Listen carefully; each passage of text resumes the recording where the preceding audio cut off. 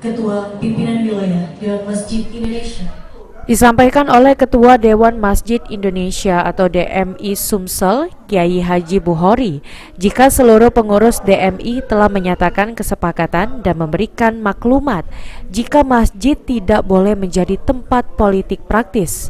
Sehingga seluruh komponen pengurus masjid se-Sumatera Selatan perlu untuk mengetahui dan memahami secara seksama supaya masjid tidak menjadi tempat politik praktis selama dalam proses pelaksanaan pemilu dan pilkada, agar mereka tidak terjerat dalam tindak pemilu nantinya.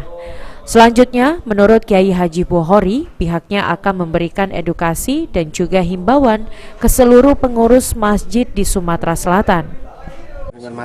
Ini kita akan mengedukasinya, tidak melalui yang pertama ini ada melalui himbauan baik dari pusat, wilayah, dan diteruskan kepada daerah sampai ke tingkat desa. Akan kita lakukan insya Allah. Jadi kita mendukung upaya masjid tidak menjadi tempat pemilu praktis, Pak ya? Iya, pasti itu sesuai dengan aturan yang telah disepakati oleh negara. Kita adalah warga negara. Sementara itu disampaikan oleh salah satu anggota KPU Sumsel, Hendri Dayaputra, sesuai undang-undang yang berlaku jika masjid dan tempat ibadah lainnya tidak boleh dijadikan tempat kampanye. Dan jika ditemukan peserta pemilu yang melakukan kampanye di masjid, maka sesuai undang-undang dapat diancam hukuman kurungan penjara dan denda uang.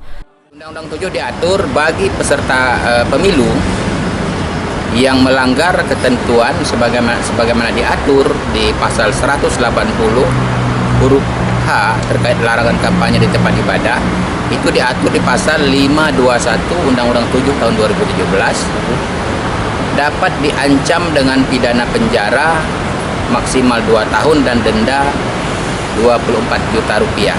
Artinya ada konsekuensi pidana bagi peserta pemilu yang melanggar ketentuan larangan kampanye di tempat.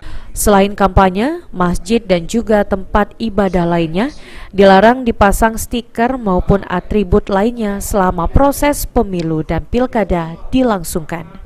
Firman Hidayat, PAL TV.